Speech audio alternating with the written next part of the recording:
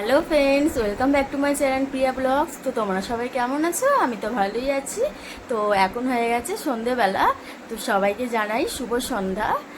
আর আজকে রাতের মেনুতে আমি আজকে বানাবো হচ্ছে মটন কষা আর ফ্রাইড রাইস।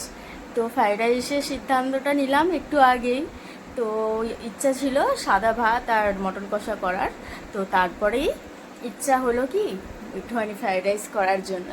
তো তার জন্য আমি একটু পরেই রেডি হব, বেরোবো একটু ফ্রাইড রাইসের জন্য যা যা লাগে তার জন্য কিনতে। আর তারপরে আমার বোনও আসার কথা আছে। তো আমার বোনও চলে আসবে একটু পরেই। তো তোমরা দেখতে থাকো ভিডিওটা। তো তারপরে বন্ধুরা দেখো আমি রেডি হয়ে গেছি। আর এদিকে আমি তার আগেই বসিয়ে দিয়েছিলাম মটনটা। তো এই দেখো পুরো লাল লাল ঝাল ঝাল মটন কষা। ও কি লাগছে দেখতে, তোমরাই বলো বন্ধুরা, কমেন্টে জানাবে। হ্যাঁ, আর এটা তো গতকালের ভিডিও। তো এখন দেখছি আমি ভিডিওটা পোস্ট করার জন্য। তো এখনই দেখে এত ভালো লাগছে, মনে হচ্ছে আর একটু খাই।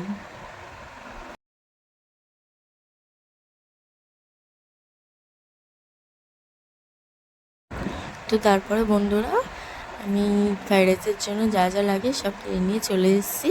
তো তারপরে দেখো ভাতের জলটা বসিয়ে দিয়েছি ভাত দেওয়ার জন্য, আর নুন দিয়ে দিলাম, তারপরে তেজপাতা, লবঙ্গ, এলাচ, দারচিনি সব দিয়ে দিলাম। তো এই দিকেও দেখো বন্ধুরা চালটাও ভিজিয়ে দিয়েছি। তো তারপরে দেখো বন্ধুরা আমি সবজিগুলো কেটে নেব। আর হলো শসা নিয়ে এসেছি, আর এই যে গাজর, বিনস আর ক্যাপসিকাম সবগুলো কেটে নেব।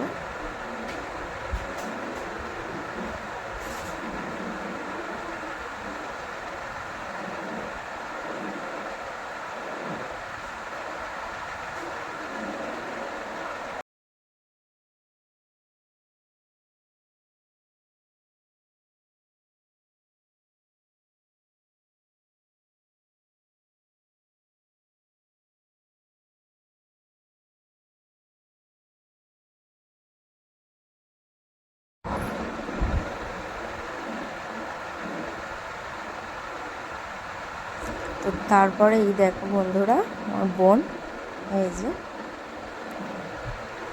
মিমির সাথে বদমাইশি করছে বাবু।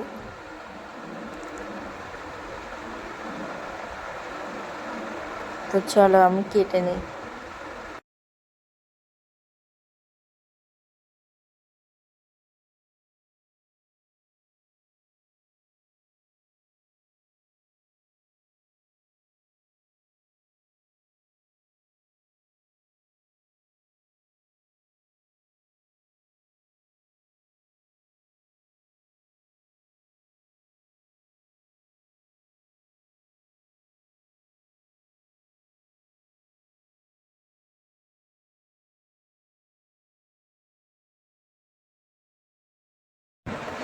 তো এই দেখো আমরা খেতে বসে গেছি। এই দেখো ফ্রাইড রাইস আর মটন কষা। তো যখন আমি রান্নাটা করছিলাম ভিডিওটা নেওয়া হয়নি, তো তাড়াহুড়ো করে করছিলাম, বোনও বাড়ি যাবে তার জন্য। তো এইটুকুনি আজ ভিডিওটা যদি ভালো লাগে লাইক কমেন্ট সাবস্ক্রাইব করে দিও আর আমার পাশে থেকো।